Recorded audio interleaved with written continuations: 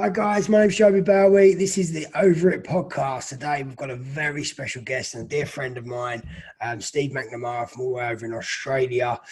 He is an absolute phenomenal guy. You're in for a treat today, guys. So listen up, take notes, because you're going to get some real value on how to overcome mental health, anxiety, trauma, depression, business strategies. I mean, we're going to really delve in, and there's no one better to really explain this. He's been featured in multiple media articles for the work he does with him and his wife. They are very, very good at what they do. I've worked with them before myself, had a lot of coaching from Steve. So take note, guys. This is going to be a monster show. When me and Steve get talking, we normally talk for quite a while. So expect us to go deep into some subjects, and I hope you get some value from this. And then we'll go into how you can connect with Steve at the end. So stay tuned, and welcome to our guest, Steve Mcnamara. Thank you for joining us. Thank you for giving us your time. And I know you're over in Australia, so we had to get the time differences right, but so thank you for coming on and giving us your time. So tell us a little bit about your business. So you're the CEO of Intuitive Breakthroughs. Tell us a little bit about this, and then we can delve into what we do. Totally, man. Thank you for that amazing intro. Wow, I'm just like kicking back going, oh, this is cool. Thank you, mate, and appreciate you having me on. You're very, very true that we do. We probably will go on some tangents here, so get ready, guys. We might say we'll start talking about one thing, we'll end up going down a totally different rabbit hole, but it's all relatable. So yeah, Intuitive Breakthroughs, myself and my partner Chaitanya, we actually come together. We were coaches before that for a number of years, but we came together in Intuitive Breakthroughs about 2.5 years ago because we started in a relationship not long before that. I actually used to coach Chaitanya, so there's a bit of a backstory there. We're not going to make the podcast about that, but we'll do a relationship one later on. It is all relevant, but yeah, we've been doing that and helping people right around the world for a couple of years. We started just as healers and doing online courses, and then ventured into retreats. That was actually my background, doing a lot of retreats in places like Bali and other places of Australia. But we started doing that, and then we actually dive so deep into growing our own business. We have ventured out into the business realm as well, helping new startups and business entrepreneurs, and particularly purpose-driven business owners, like people who are here to help others, coaches, healers.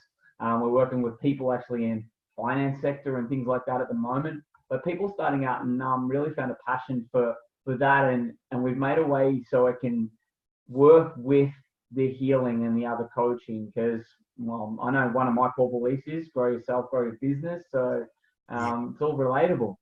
Absolutely. I think that's what we delve into today as well. I'm sure we're going to cover a lot on that subject. But tell me a little bit about how you help people. And again, I know you do a lot of work on yourself as well. So we can talk about that. So let's talk about mind, body. How does it all connect? And if someone's going through something right now, what's the best way to sort of start overcoming that problem they might be going through? Yeah, totally. Well, I think it's really a good way to look at this was my own journey. For one, if you want to look at it, I really started, you can say, waking up to there was more to life. Like probably about 8 years ago, when I actually lost a close mate to suicide when I was working in outback Australia. I was a mining supervisor, and it's a very, very harsh environment. You're pretty much a toxic environment, working away for a long time, people away from their families and going through stuff. But I really started asking questions about life then, and it led me down a path of mindset. That was my first introduction to all of this. And I'm sure I'll touch back onto the friend who I lost to suicide to, was totally a major driver in my journey. But the mindset was the start of it for me, and the physical body. But physical body, I started with a men's empowerment program and really started training the body a lot more. I worked out over my journey. It was from a place of lack, but it still helped me. But the mindset was really, I got really curious about that, all these inner mind strategies and learning how to break down certain issues I had, like dealing with things, like if I had emotion come up around anger and catching it and being able to to back away, take a breath, and maybe handle myself different in situations. That was the start of it. And a lot of that work really involved like doing something every day for myself. That was the first part of it. Was like getting up early in the morning. I was still at work then, like I say, working away. I was getting up at 2:30 in the morning before I went to gym. I was walking out in the middle of the outback Australia, walking down tracks, like stepping out and calling out my affirmations and I am this and I am that. Pretty basic stuff when I look at it now, but it served a major purpose. And like for anyone out there who's just looking into personal growth, like any steps at the start are better than none. Any way to say, hey, I actually want to better my life or do something different here, it's going to help. And that was me at the start. But I ended up going to a retreat, and then like at that retreat, I'm like, oh, what's a coach? I can be a coach. All right, I'm going to go down that path. And fast forward 5 years, and here we are talking. It really, I would say there's so many ways you can look at this, but the mindset is important. And what I've come to the realization on my journey now is it's all interlinked. The soul work, I'm all about the soul work now. And you can look at that as the heart work too, if you want to look at that. If you're not really open at the moment to say, oh, what's the soul work and all that, but the heart, the healing and working with the body and getting in tune with the body, not from a place of just training it and not from a place of just eating good. There's all these simple things you can put in place just to really connect with your body on a deeper level, and then aligning the mindset to manifestation, key word, calling what you want. So yeah, like I say, if you've got some specific questions you want me to dive into about any of these categories. Quite nice just to touch on what you spoke just there a little bit, a couple of things, like maybe like the soul and the few little steps that you take to work on that. Maybe we could delve into that so people can get some strategies to, well, I know on a daily basis, if I do this, it's going to end up giving me this result. That might be good to, if we could possibly. Yeah, cool. Well, let's touch on the mindset for one, and some stuff that definitely worked on early on my journey, and I refer back to it a lot now. And I do teach my clients this depending on what they're working through. I actually have a group now to keep people accountable for their health, where they show up every day and answer a set of questions. Okay. And for that is so important. For me, most important thing for me is the start of the day. For when I get up in the morning, right now I've got a little man. He's nearly 1, and that really has changed the way I start my day. I've got him for the first 3 or 4 hours, but I still do a mindset practice in the morning where I'm literally just going over stuff in my head, and I'm also moving my body.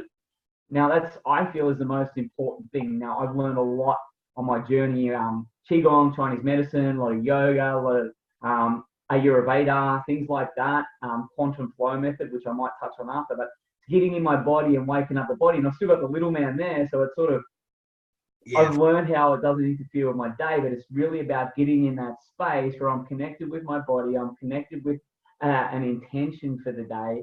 And the soul, without going on a tangent, the soul's the first thing I connect with when I wake up, and it's fun. How do you do that? Like, I literally wake up in the morning, even if I'm like blurry-eyed and the little man's woken up 5 times a night. It's like, hey soul, what am I doing this morning? And it's usually connect with the body. Soul's usually like, have a drink of water or connect with the body. Might sound not very deep, but it can be that simple. It's just that connection with it, like, and that's the start. And with the soul work, it goes a lot deeper. I think we'll dive into that. I'll go into some of the things I do across the day. I think that's really important. I'm massive on ritual, and meaning having a ritual, like I say, the morning, connecting with the body, doing my practice. Like I say, with the little man, most of the time, he loves it when I'm doing some breath work and got the fire breath going on my things like that, and holding different poses and that. He loves that sort of stuff. He thinks it's fun. He probably knows what's going on because he hasn't gone on a lifetime of this conditioning. He's probably, yeah, cool, Dad. Yeah, he's like, oh, yeah, I remember that in soul school. But throughout the day, this helps me. If I've got an intention for the day too, if just say very general, and I think this is a powerful intention, I intend to show up as the very best version of myself.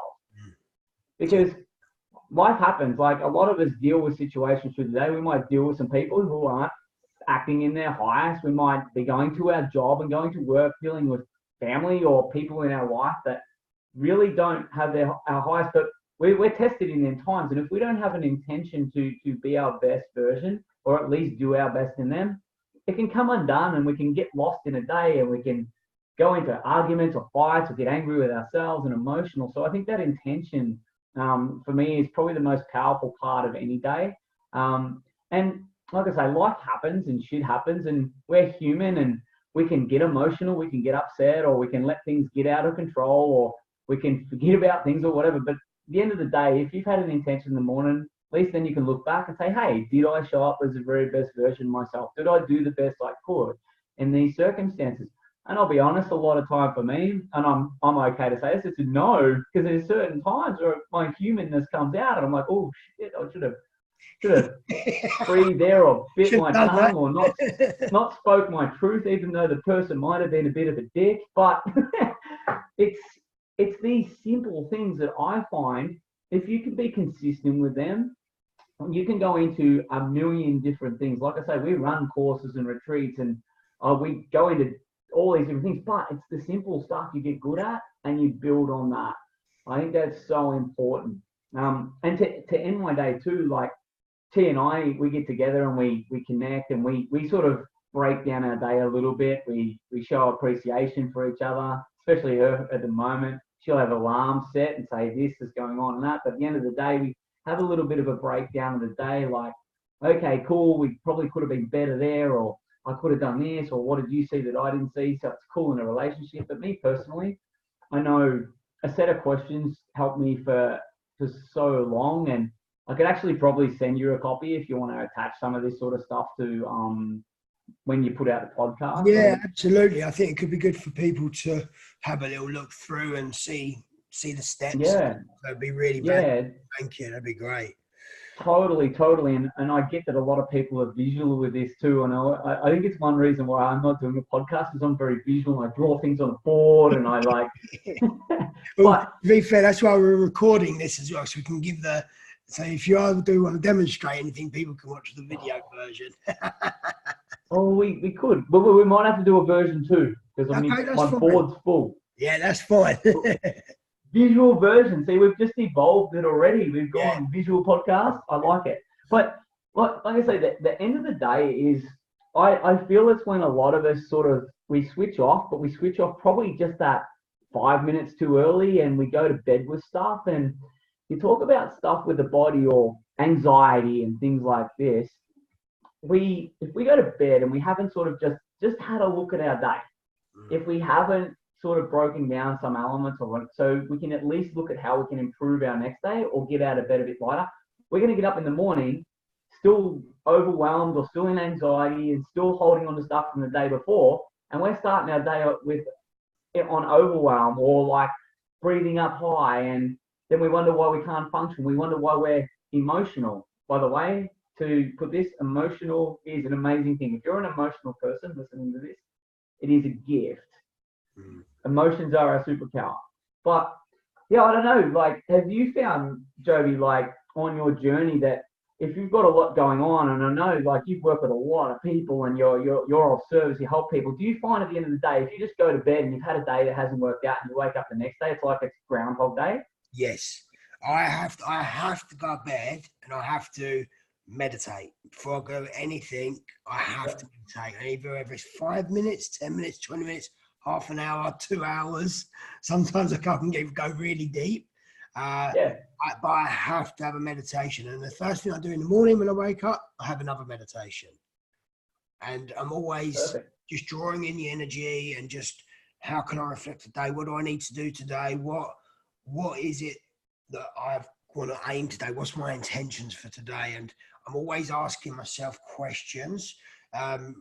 Like, as most people know, if you've heard episode 1 on our podcast, I had a big crash a few months ago. That left me with a lot of anxiety. I was having panic attacks. I was having a little bit of depression because I was like, oh God, another accident, another thing that's happened to me, because I've nearly died about 6 times over my lifetime. So I've had a lot. But if I hadn't have had these accidents, it wouldn't have propelled me into doing greater things. So no matter what you are going through when you're listening to this or watching this, just know that just around the corner, something good is going to come for you. If you get your mindset right, get your body right, get your soul right. And again, as Steve was saying, affirmations, talking to yourself in a positive frame of mind, watch your language.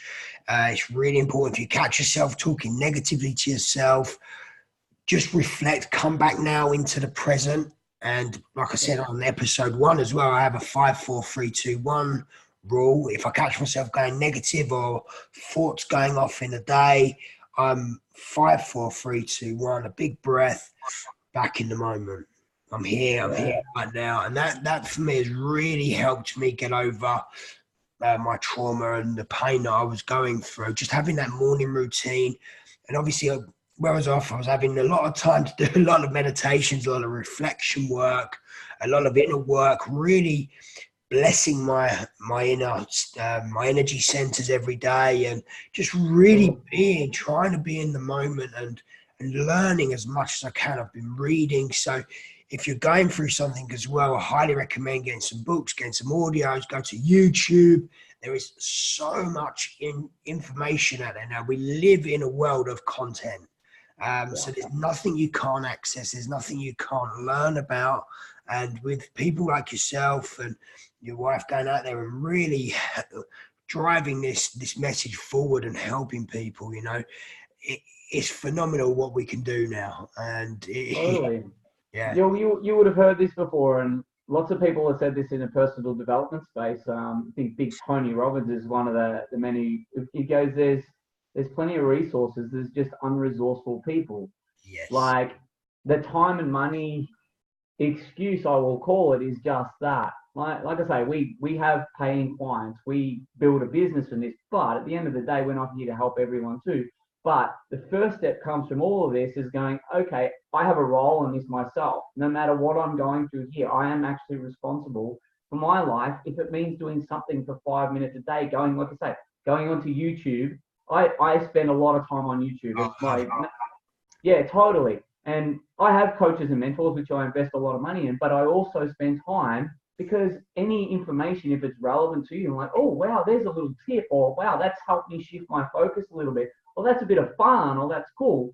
There's simple little things can make a huge difference. They can really snap a pattern, because patterns could be ingrained, like they could be family patterns. They're going for hundreds of years and they're coming out, playing out in a different way when you've had stuff happen in your life. But you can snap them with something really simple.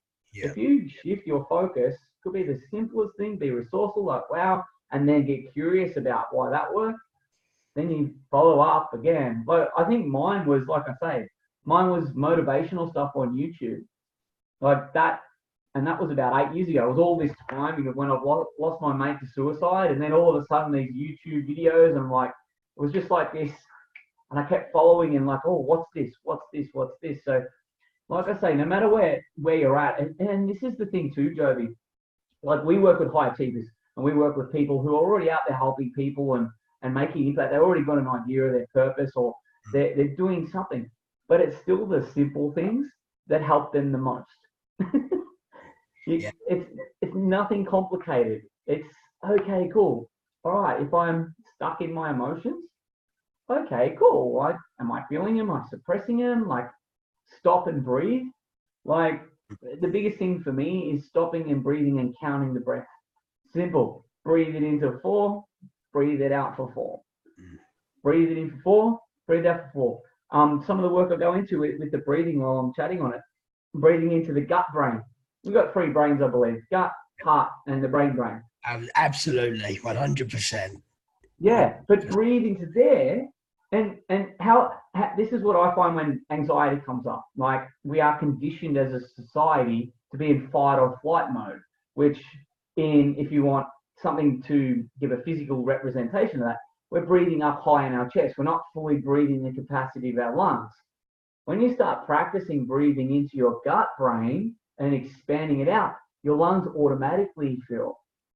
So all these little things, it's so important. There's other benefits, of course, as you would know, like you touched on the energy centers and that before. But like I say, it's about being resourceful. If people listening to this can take one thing, be resourceful, guys. Like, like I say, a book. a simple book. I've just gone and got some older books off my sister. It's so cool. I've got them here now. What books are you reading?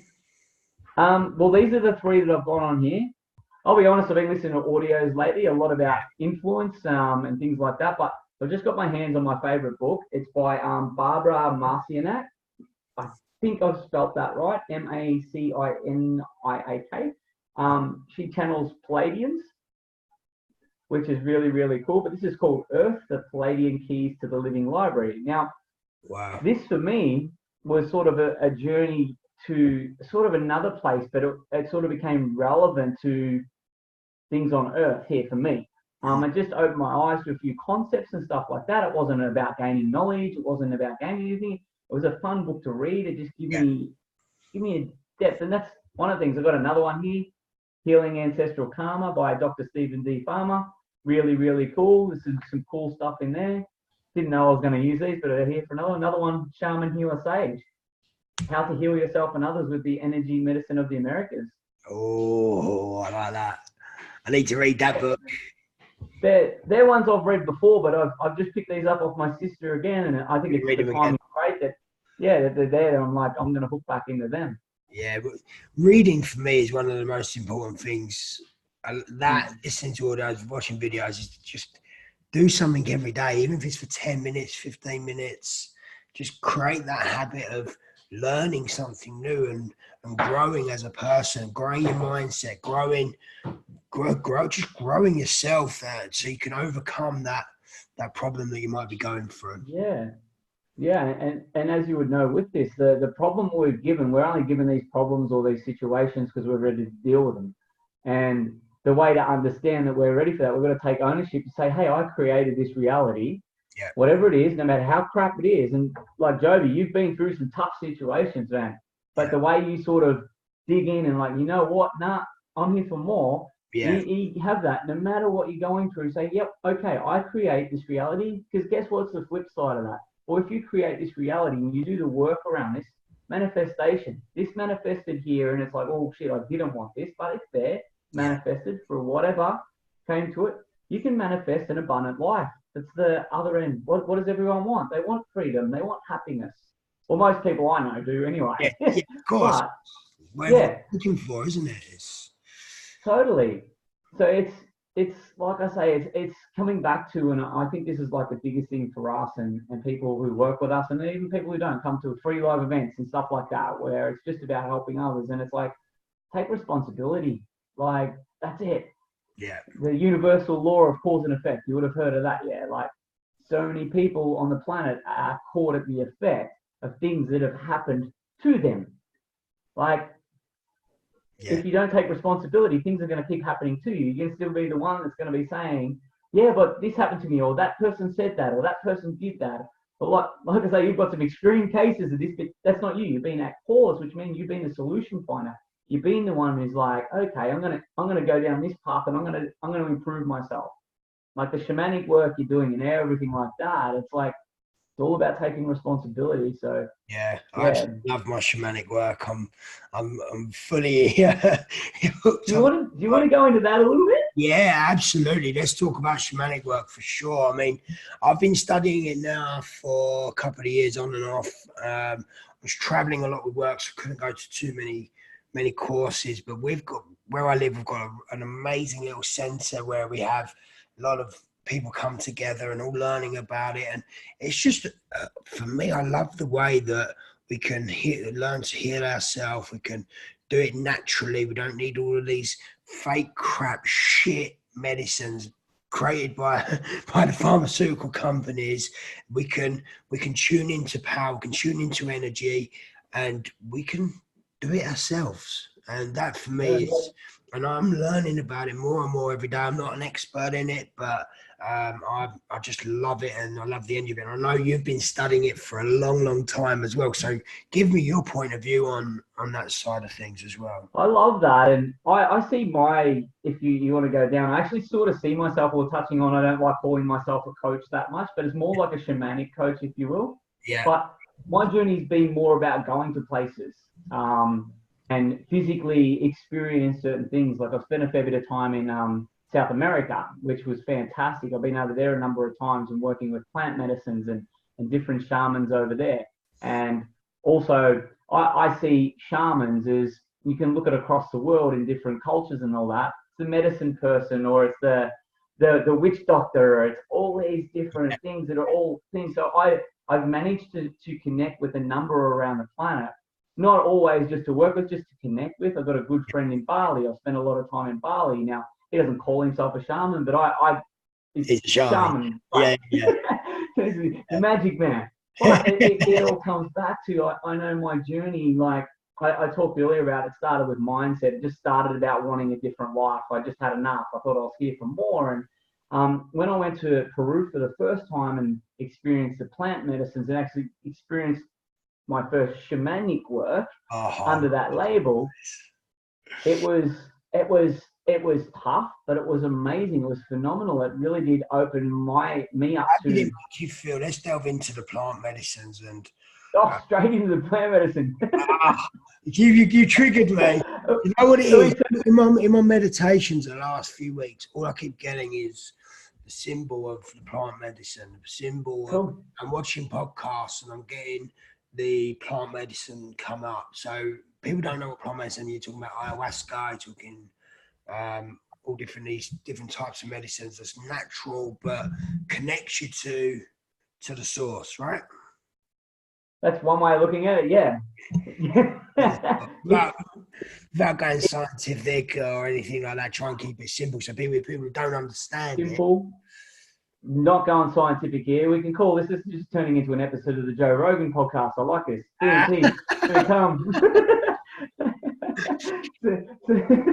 But no, I think the best way to put it is, I know for me, I got called to go there without getting called to do the plant medicine the first time. I got called to go there just by certain things coming into my awareness. Like I say, we mentioned YouTube and things coming up on there about ancient civilizations, and South America just kept coming up in my meditations, in my practice. It was like South America, a book called The Celestine Prophecy. That came and it was talking about energy, and all these things were happening along this. And it just so happened a very close friend of mine, a very successful friend of mine, and former coach, she contacted me and she goes, "Hey, I'm thinking about doing an event in South America." Well, all these things are coming out. Connecting, yeah. And I'm just like, all right, I'm in. I had no idea. don't even know what it is. I'm there. Sent me 100 messages about ayahuasca and washum, and I was like, I don't care about that stuff. I'm just coming because something's been calling me. And when before we got there, we had to go on a special diet, like really. And what I realized on that journey, that was fucking hard for me. It was really hard because I didn't realize I was eating certain things and training my body from lack and like not good enough, and all these things come up when I was like, they said, they give us a list of things we could and couldn't eat. It was like to cleanse the body, to prepare for the deeper cleansing and purging that happened. But that was like a month before, where I cut down on no dairy, no meats, no. Well, I thought no. Certain things you're not allowed to put in your body, right? Yeah, there's a lot of people, and I will say, if you're thinking about doing ayahuasca and stuff out there, there's a lot of stuff that's really contaminated that space where people don't prepare the body. Shamans are out there just having one night things and all this. I'm massive on this. Please, guys, this is thousands of years brought down through certain shamans. If they don't get you to prepare the body for at least a month first, please don't do it. Straight up. It opens you up to other realms, other dimensions, all this sort of stuff. And if you don't do the prep work, it can fry you. It can. That's not about placing fear either. That's about something I truly believe in after the last few years. But I went there that first time, and it was such an amazing experience. We did tobacco purges. We did all these other things which helped us prepare the body, the mindset work definitely around it, setting lots of intention. For the journey, firstly, of ayahuasca. I think it was funny. Everyone was, when we got there, they're going, "Oh, I listened to this, I watched this on, I read this book." I was like, I just listened to 2 interviews on the plane over here, and I had no idea what they were talking about. So I had no idea what's going to happen here. It was because I got called just to go, and like Yeah. there's something But to called be me. fair, you might have been in a better position because your body was relaxed. These guys have done a lot of research and prepping it. They might have been They've created a story to what's of what going it's to going to happen. be about. Yeah. And what it is actually about is you've got to surrender away from the story or the ego or what it's going to be about. And certain plant medicines out there, they help you do that, but it can be more extreme. And I had a very up and down journey the first time. It was a 10-day immersion in the jungle in Peru, where I think we had 8 ceremonies. I think there was, Wow. no, yeah, 3 ayahuasca, 3 washuma, and 2 tobacco purge sort of ceremonies.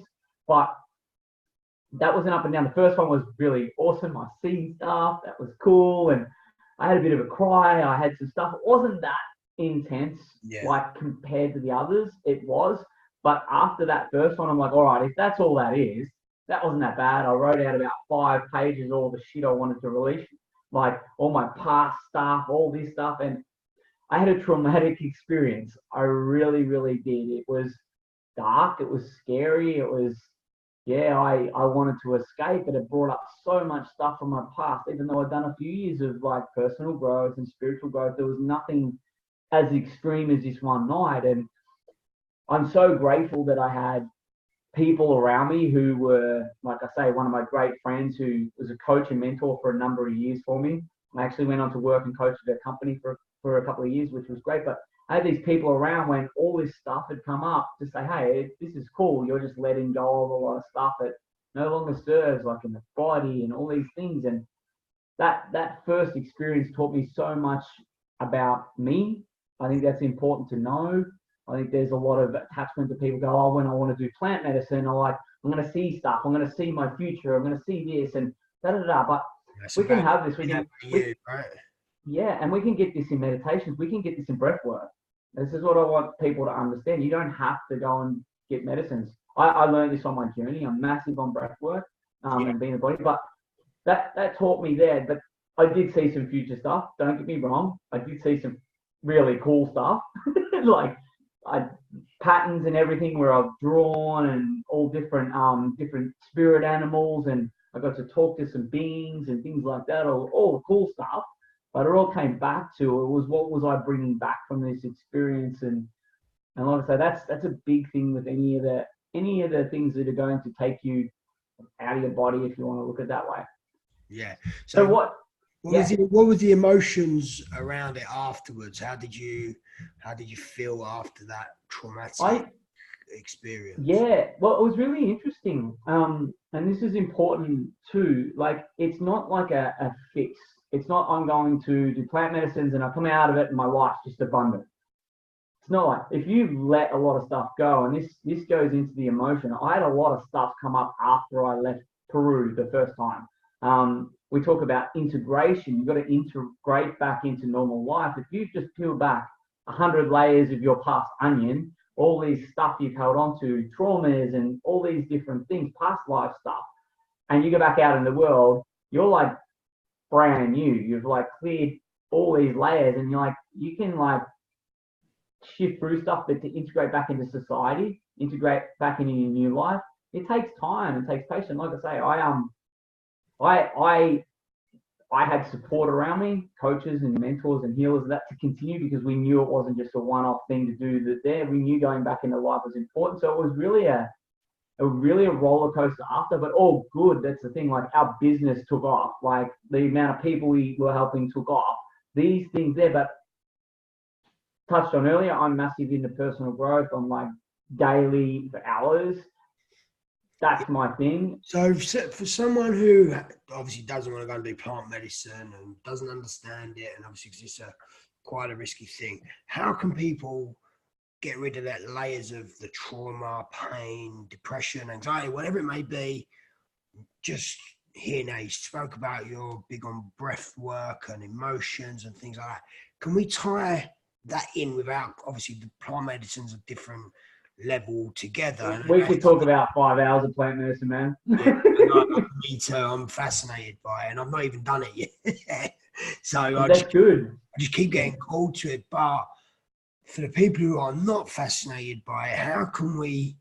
Because we could do a show on that on its own, right? Yeah, absolutely. But for people who are not, what's a daily routine they could do, or something they can do to start peeling away them layers of the trauma, the pain? And I know you spoke about breath work. That's definitely something that I do myself.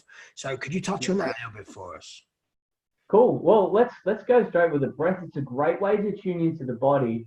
And breath, we've been given breath for a reason. Like expansion, we're here to grow and evolve as a human, as a vessel on this planet. We grow and evolve, and the breath, it's like breathing life into ourselves continually. And like I say, we've been conditioned to not breathe properly. We've been conditioned to breathe in fight or flight, to be in fear, be in anxiety. So some of the things you can do daily, I touched on before, count. Sit there in the morning. You don't even have to be active. I know it's not like Australia over there and it's bloody cold most of the time, so you probably don't want to go outside. Jumper. You're in a vest, I'm in a jumper. It's still winter here, you know that. It's 31 degrees. So for you guys who are like, oh, well, it's too cold to go outside, and that, yeah, get it. I don't like the cold either, but you can get up in the morning. You can go sit in a quiet space. You can sit down or you can stand up. Breathing deep, and just focus breath, counting the breath deep down into your gut for a few, into your heart, open up your chest, simple stuff, breathe into your brain. Should do it. Yeah. You want to do one? Yeah, let's go. Let's do it. Yeah, cool. This is recorded. Yeah. I'll do you want a guided one? I'll do a guided one. Yeah, can do. A couple of minutes. Yeah, cool. And you can snip it up and edit it. And, yeah, of course. Yeah, cool. All right. Let me just write this down so I know where the timestamp is. Yeah, cool. Lovely. There you go. Cool.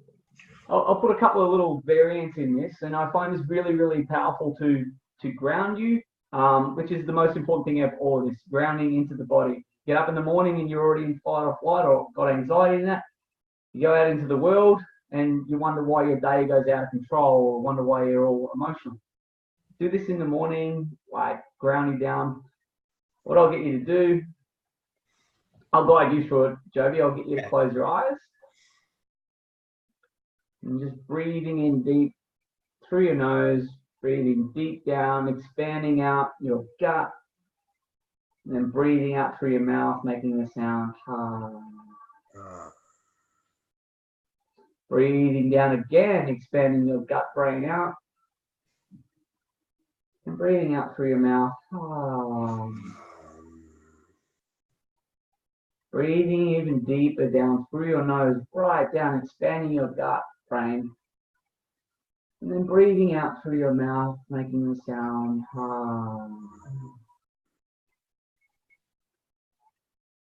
Breathing in through the nose into your heart space now, opening up your heart space. And then breathing out through your mouth. Breathing in again, expanding your heart space out, filling it with bright green energy, and breathing out through your mouth. One more big, deep breath into your heart space, expanding it out, opening your shoulders up, filling it with bright green, light, expansive energy, and breathing out through your mouth. Big, deep breath in now into your brain. Up through your nose, lighting up your third eye and brain. And breathing out. Another big, deep breath in into your brain, lighting up your third eye. And breathing out. One more big, deep breath in, lighting up your third eye and brain. And breathing out through your mouth. Another big, deep breath into your gut brain, your heart space, and your brain. And breathing out through your mouth, pushing the air all the way out. Keep breathing it out, closing your mouth, holding it out and locking your chin down on your chest, holding the air out. Holding the air out, holding it out, softening your jaw, softening the tension on your jaw, holding the breath out. And whenever you're ready, reaching your arms up into the sky, fingers pointed and breathing in deep through your nose. Suck the last breath in through your mouth and hold your breath. Lock your chin down to hold the breath in, fingers pointed at the sky, holding a big ball of golden light. Softening your jaw, going a bit past where your mind thinks you could go, and then breathing out and dropping your arms down with the sound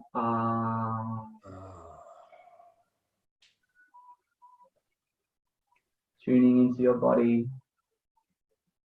noticing the soles of your feet, the tips of your fingers in the crown of your head, and every cell in between. Smiling to every cell and opening your eyes. I feel all the energy in my body flowing. Whew. It's so simple, bro. It's so simple. So for anyone listening, if you someone who, like high achievers, you don't have to even be going through problems right now. You might just have a highly stressful life. If you practice something like that every morning and every night, something super simple, and then expand on it from there, get curious about the breath and things like that from there, it will totally change your life. Will. Yeah, that's such, as I said, it's so simple, but so effective. It's a little breathing technique. What did that take us? A couple of minutes? 3 minutes, 4 minutes. Nothing. So guys, when you're watching this or you're listening to this on the podcast, just take them little steps. Be kind to yourself. Do that in the morning, do that in the afternoon, do that in the evening. You can do that at work. You know, it's if something stresses you out or you're in that negative frame of mind, just take 2 minutes, 3 minutes and just breathe. And it just changes. My whole vibrations just can't feel calmer. Yeah. Well, I can take the breath the other way. I won't do it on the podcast because I'll probably blow up the podcast. But I can take it the other way. You can go, you talk about plant medicine before, but the breath with body movement intent over a certain amount of time, you get to a point. You can take yourself to elevated states. You can take yourself to wherever else you want. You can. And this is the thing with it. It is amazing what you can do with the body and the breath and with intention. It really, really is. You talked about, I don't know, you would understand this. We're able to heal ourselves, like if with full mind, body, soul alignment, 12 months the body heals itself. We don't go to a doctor to get a broken bone healed. We get it to put in place so it heals faster. Things like this. So you practice things like this and our physical vessel, our body, if you improve on that, your life by default improves. It does. Yeah. A couple of minutes a day and just build on it. Build on it. Take it to 3 minutes, take it to 4 minutes, take it to 5 minutes, 10 minutes, 20 minutes. All of a sudden, watch your life improve.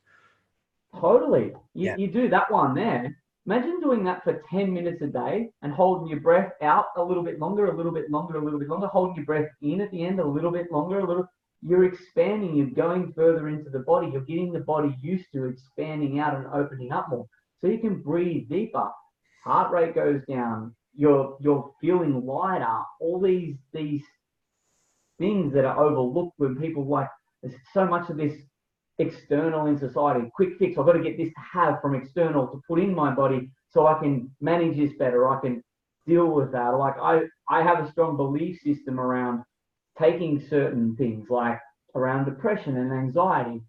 If there is a container, let's say, or support around where you're doing some mindset and that, so it's a short-term thing, I'm cool with that. But for me, knowing the journey I've been on with the breath, with the body and all that, our bodies are so smart.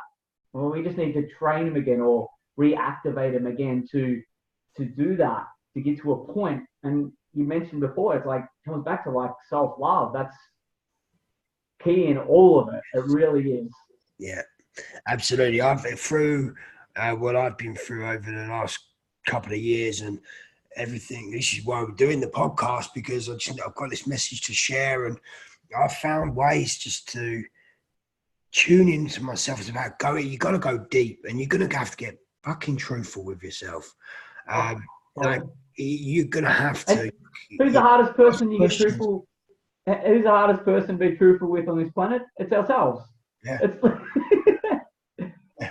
It's hardest person to forgive. Lie, and all of a sudden, if you've got this negative thoughts going around and you're lying to yourself, you're just going to have the same pattern going round and round and round, and you're only going to get the same result. So you've got to change something to get a different outcome. Exactly. Yeah. Sounds simple, but it's so true. And you go back to it, and it comes back. The first step in there is taking responsibility. Like I say, it comes back to you. It's always coming back to you. So, well, if you improve your life, you're taking responsible for every part of it, all the shit, all the shadows, everything, that your life will change. That's the difference you make, and you can build on it from there. Yeah, whatever is going on in your inner world is going to go on in your outer world. That's what it's all about. Yeah. I've really learned that. That's been one of my key things for me that's really got me over everything I've been through, the anxiety and panic attacks. And when I kept having the panic attacks, I just was like, how can I get over this? How can I change this? And the only way I was doing is like, I've got to work on myself. I've got to get my mindset right. I've got to get my body right. I've got to, even for just, as I said, just one thing at a time, one step at a time, one day at a time, build on it. It's like a muscle. You go to the gym, you train your body, and your muscles are only going to get stronger if you keep doing the repetitions. Same with your mindset. You've got to go out there. You've got to be doing that work every single day and tuning in, and just like I say, don't panic over anything. Don't rush it. Oh, it's not happening. It will come. Everyone recovers at a different pace. Everyone's got different mindsets. So there's no time scale on things, but just keep doing the work and it will all fall into place. It has that compounding effect too. Here's the thing, like I always say a lot of the time when a client starts with me, say they're working with me for 12 months, at the start, I'm like, if I tell you what your life's going to look like in 12 months, you're not going to notice it. You're not going to believe me. 6 months down the track, they mightn't feel like they've changed anything, but we might start going over some of the things they might have achieved or some of the ways they handle situations. And then they're like, wow. And it's a key with that too, I think, Jody, is we can become very, very impatient if we are taking responsibility and we're like, well, I'm doing the personal work, I'm doing that. We can get impatient. We can almost give up.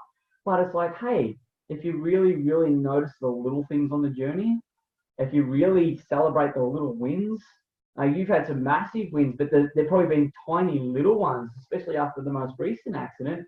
If we don't stop and notice them, then of course we're not going to recognize that we're growing. We're going to get frustrated.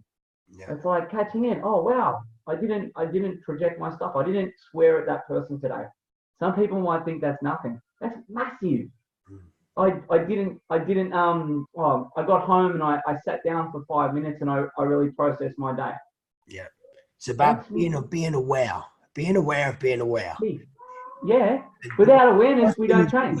Yeah, my thing, I was writing things down, pen and paper, writing it down, or I was recording videos. I was like videoing my journey, just talking about it myself.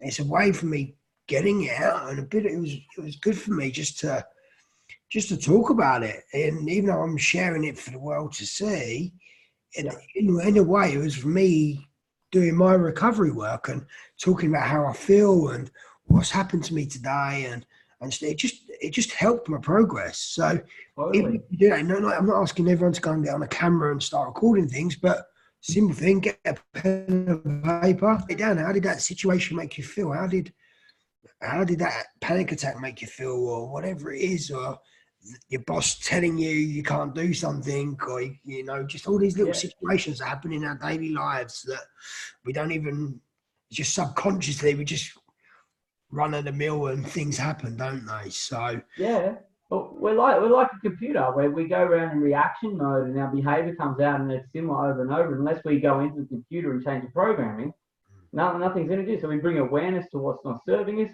things we're not happy with throughout our day. Break it down. Like I say, I'm not happy with that. Someone spoke to me that way, or there was an argument, or was this, or was that, or something you just, oh, I'm not okay with that. I want to improve on that. Yeah. Unless you bring awareness to that point and then you build on that. Simple strategy. I'll share a strategy with you if you want. And this is Perfect. Powerful one. I'll share what I actually use this for. Awareness, first step. It's one of the first inner mind strategies I ever learned. So simple. Awareness is the first step. So you get into awareness of maybe a problem. There's a problem. All right, cool. I've got no energy at the end of the day. That's a problem for me. I want energy just at the end of the day. It's not really late. I want to cool. Get an understanding of why you've got no energy. Now, a lot of the time we can't get an understanding. Otherwise, we would have shifted it. But you have a bit of a dig into it. You're like, okay, cool. What are some of the things that led me to having no energy? Well, I ate crap. Well, I had this really dodgy hot dog or pie at the thing, and yeah, I felt a bit after that. Oh, that may be something there, like getting an understanding. Well, I had a few beers last night. Well, you get an understanding of why you've got no energy. The next thing is you disassociate from that problem. So how do you disassociate? Well, the next night, I want more energy tomorrow. I'm going to go to bed early. I'm not going to have a couple of beers. So the positive of that is I'm going to drink some water before I go to bed. Cool. The next day, you've got an understanding. Oh, go to the cafe or the shop or get breakfast. There's a salad. I'm going to get that instead of that. So you're disassociating from that problem, say the no energy one. Once you've done that, you've broken a little pattern. Of course, you've got to be consistent with it. But the fourth step that locks this in is, you can call it reprogramming or embodiment. I love embodiment, but reprogramming. Nice. Yeah, but you run that to catch yourself with all your little things, like you're talking about having that empty out and all that. You do that, you'll start to break some patterns. And trust me, some of these patterns are deep, and you will struggle, guys. Let's be real. I'm breaking habits all the time, and they show up every now and then. And it's like, oh, okay, catching it again. Okay, I don't want to feel that way again. All right, what can I do differently? But then it's doing it over and over, catching it over, and that's where the reprogramming comes. That's simple strategy for like a mindset. Guys, if you take one thing from this tonight around mindset, use that. I design courses and trainings and everything, and I look at that to give people shifts. It's so powerful. Yeah, so simple, so effective. Again, simple and effective. Everything you're teaching is just about keeping it simple, and you will get the results. You do. You say I've got advanced stuff that we go into, heaps of different advanced stuff and all that sort of thing. But that's only for some people who really, really want to go into it. It's more or less where they're going out and teaching it more and helping other people in their different areas. But when it comes to my own stuff, keep it simple. Keep it simple, stupid. My coach the other day, it's like, I've been shifting through some body stuff and certain things, and she's just like, hey, you haven't been hanging out in nature enough. Go out in nature. And it's like, oh, I haven't. Wow, there's a shift that happens there. Yeah. Now, a lot of people probably won't want to pay for that sort of advice, but for me, I'm like, no, sometimes I need that accountability, and it's like the simple things.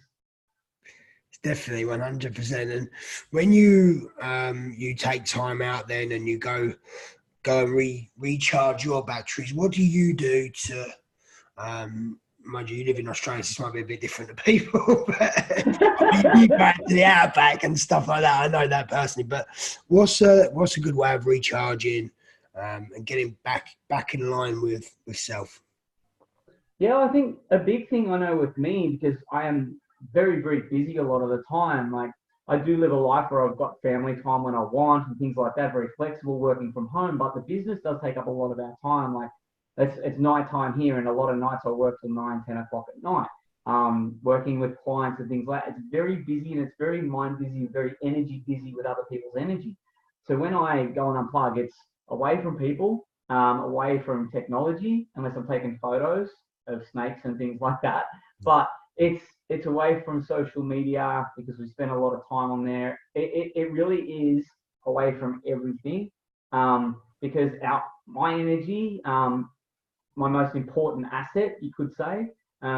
If I'm down, if my vibe's low, it has a direct impact on clients or people I'm around. Doesn't bring them down, but I'm not able to serve at my highest capacity. So, and what that looks like, you see some of my photos and videos holding big pythons and snakes out in the bush and stuff like that. It's something that I don't intend to do, but they seem to show up for me.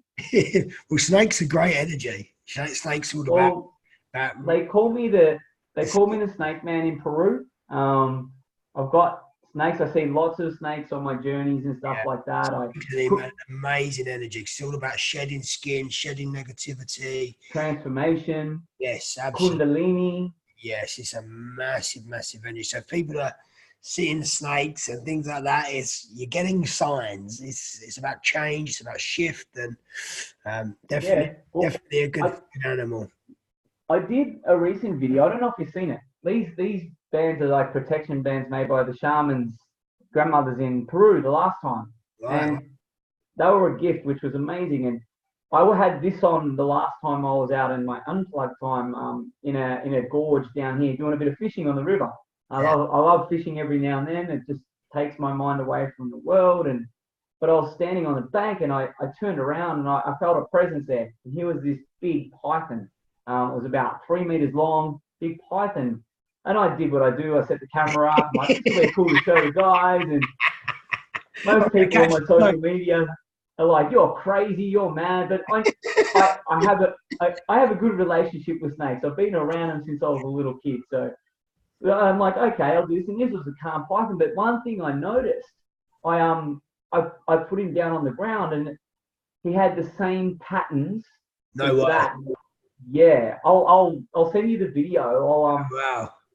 And that reason for that weekend, I actually went away. I was going up into the hills on that journey, and I was going to do my own journey, and that was a confirmation for me to say, yes, this is going to help you meet your intention.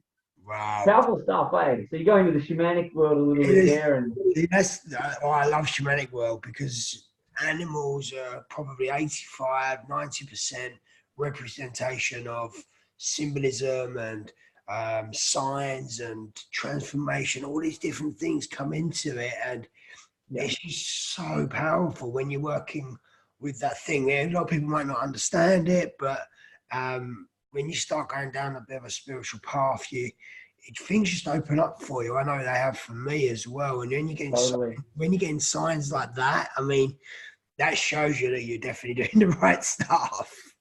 Definitely. Yeah, totally. And when I asked for it, that's the cool thing. And like I say, a lot of people think, oh, it's a bit woo, it's a bit crazy and all that. But at the end of the day, like, we are multi-dimensional beings. There are multiple realities going on at the moment, and animals have their own reality. Like nature, there's different beings and different elements and all these different things. Once you start to tap into it and you are open, not just open-minded, open to be able to see what there is, things will start showing up for you, and you keep getting curious. Like, I used to be scared of snakes when I was a kid. Do a whole other podcast on snakes if you want. But it's crazy how that's changed too. Like fascinating creatures, and they're interlinked with a lot of the shamanic work. And yes, I've got a hummingbird is actually my spirit animal. And hummingbirds show up every time I am about to make a big decision, or I've just made a big decision. So cool. Powerful animal. Totally. Yeah. I've got, what did I have the other day? I had a panther come to me. Big, massive panther. I mean, he was big and he was scary. And he, like, through my meditation, he was just like, listen to me, you're going to do this, you can do this. So communicating with me, and it was so strong. And I had another one the other day. I had took me into, come and met with all the herd of elephants, and the energy from that, I'm just, everything's falling into place for me at the moment after my accidents, as we spoke about. It's just, that's all because I've been doing my personal work. And then I'm getting signs that through my meditations are coming through even stronger now. And it's just, everything's evolving, and it's sort of, it's a bit like the spirits took the plug out of me. They reset me, and now it's a big catapult propelling me forward. they've taken all them 3D layers out. Now you're into the 5D and the 8D and beyond, and that's what happens. And for anyone listening out there, and like I say, a lot of this when we talk about this stuff, it's a bit out there for some people, or it's not on their awareness. Like, the synchronicities happen in life for us all the time. They don't have to be real. It might be that light changing when you're driving along the road and you're late for something to get you to a meeting on time that had you get a meeting and maybe get a job. It's that phone call you get from someone you haven't spoken to in ages, and you're like, I was just thinking about them and they've called. Yeah, of course. You recognize them things. Yes. They're there to lead you down a path where you're meant to be going. You got to recognize them. If we don't recognize them, being aware. The thing. Exactly. There's so many things and there's so many times where I've had the synchronicity and I've like, nah, that's not important, ignored it, and I get a lesson. Yeah, well, do you know what? Something just comes to my mind that everyone you speak to people now, and everyone's so busy. I'm so busy. It's all we hear now. And people are addicted to mobile phones or on their social media. Just all they're doing is scrolling. I've been out before scroll.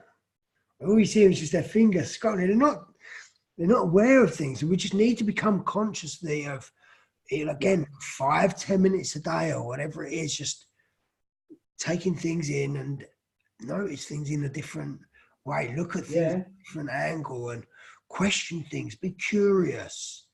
And that's, for me, curiosity is the key, man. Yeah. I do some funny stuff with my clients. Ask any of my clients. I do a bit of outrageous stuff, especially when they come and work with me privately. But you mentioned curiosity. Recently, I take like a certain thing we do is a private evolution immersion where a private client will come and stay with us in the house, but we'll go out and we'll do different things in the Australian bush. We'll go to really remote places, and I'll get them to do a lot of powerful release work, and you can call it energetic role play and certain things, and Chaitanya and myself will guide them through this. But went out recently to this place, and there's massive granite boulders on a hill, and there's a set of waterfalls. But we go out on these granite boulders, and I randomly, or I didn't, I was meant to be there. There was one big boulder with a big crack in it, and this little scrawny tree growing up out of the crack. And you mentioned curiosity, and I got the client to look at the tree, and I go, okay, I want you to judge the shit out of that tree. And they're like, what? I'm like, start judging it. And I started prompting them, look at this stupid tree growing on a rock and all these things. And they started just being really bad towards the tree. And it was fair enough. And I'm like, okay, cool. How did that feel? And they're like, that's like really bad. I really felt really bad. Like, it's in judgment. And we do this for humans. And this is why I was getting them to do it.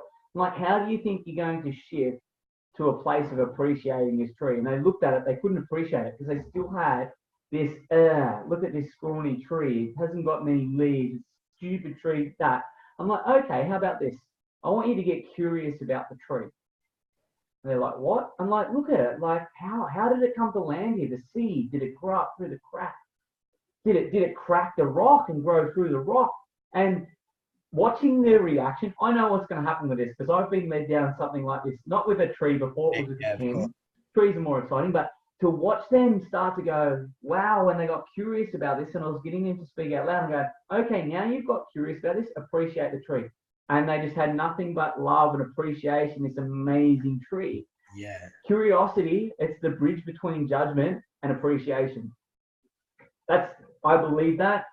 A mentor of mine taught me that about 4 years ago, and it has stuck with me. And what goes on so much in the world? Judgment. What are we afraid of? Judgment. Get curious. Curiosity is the bridge. You get curious about stuff. Yeah, never judge a book by its cover. We all do it. This is the thing. Like we all do it, and it's like just catching that awareness. I'm like, oh, okay, I'm in a bit of judgment here. I judge people. People are dicks sometimes, and I'm quick to judge. But you bring it back and like, why is that person a dick? Why is that person being so mean? Well, we don't know what's going on in there. Well, we get curious. We don't have to know, but we're like, well, okay, if I just back off a bit, and maybe they've had a bad day. Maybe they've got some personal stuff going on, and that curiosity drops us out of judgment, because in the end, it's a reflection. We're judging ourselves. but it drops us out of that, and we're just like, oh, I appreciate that interaction, even if that person was a bit mean, and that it's helped me go within, helped me step away from an interaction and look at myself and want to be a better person. Fantastic. Simple but powerful stuff.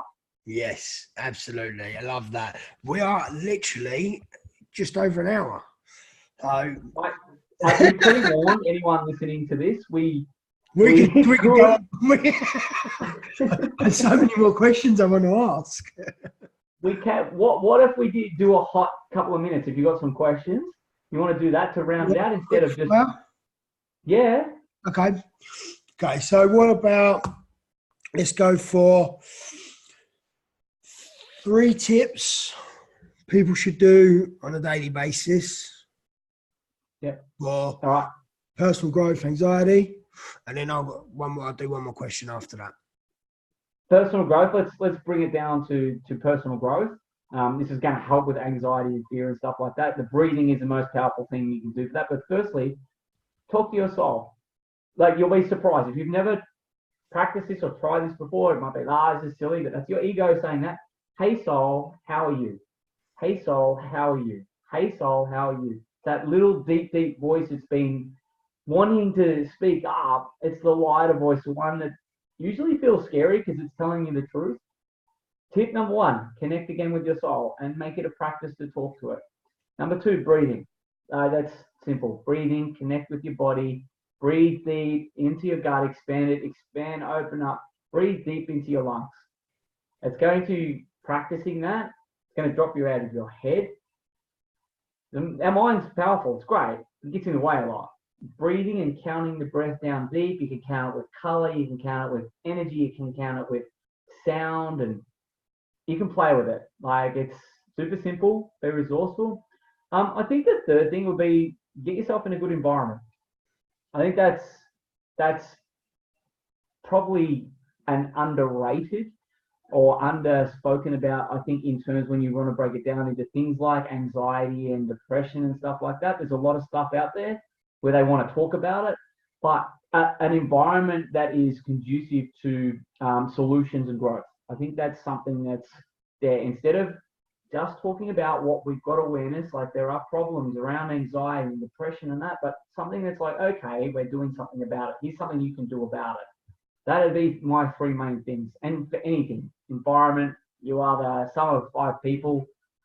You've heard all the sayings around that. There is a deeper level to that around coding and that. True as well. It really is. Your environment is everything. If you're surrounding yourself with negative people, you're going to get a negative outcome. So something we might people away.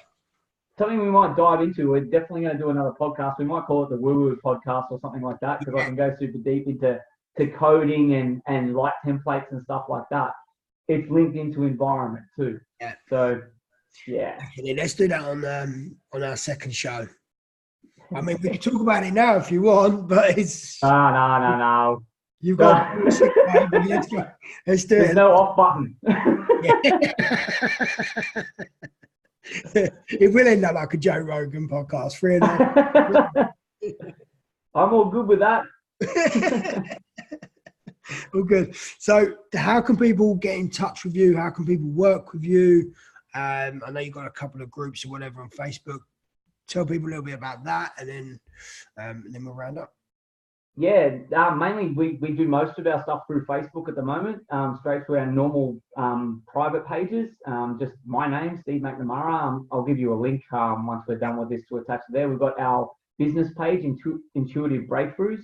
You can contact us through there, but at the end of the day, you can just check out what we're all about. It's all good and well coming on here, and Joby and I catch up and chat. We know each other well. We've done a lot of work together and things like that. But yeah, check out what we do and get a feel for it.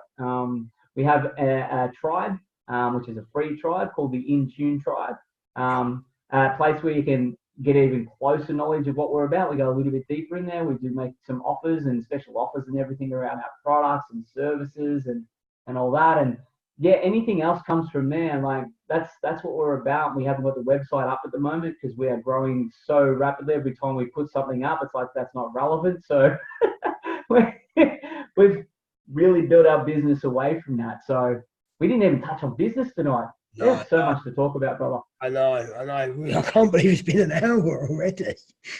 Yeah, but that's the easiest way. And like I say, I'll get you to I'll send you the links, Joby, and you can attach them to the podcast. We'll or whatever definitely like that. 100% do another podcast and go into more stuff like that. So this is part one. But just to finish off, I'm just going to give you a bit of a fun question.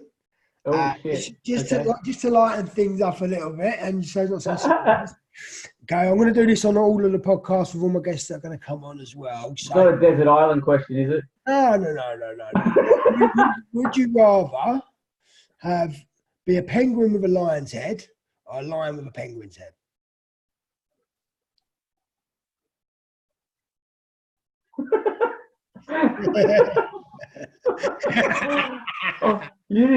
I don't know where you just took me then. I just saw this weird ass lion penguin sliding down an lion's ice. head, yeah. Yeah, but I think I'd rather... or a lion with a little tiny head. Yeah, I couldn't be the lion's head on a penguin's body. I couldn't do it. Yeah, but then you've got to be a lion with a tiny little head, little penguin's head.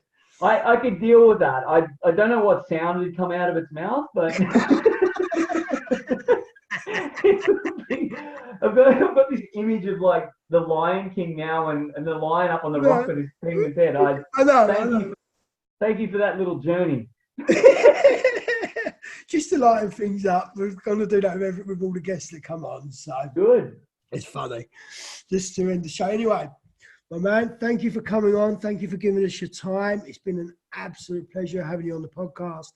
I hope you guys get some value from this. Steve is an absolute phenomenal guy. I love your energy.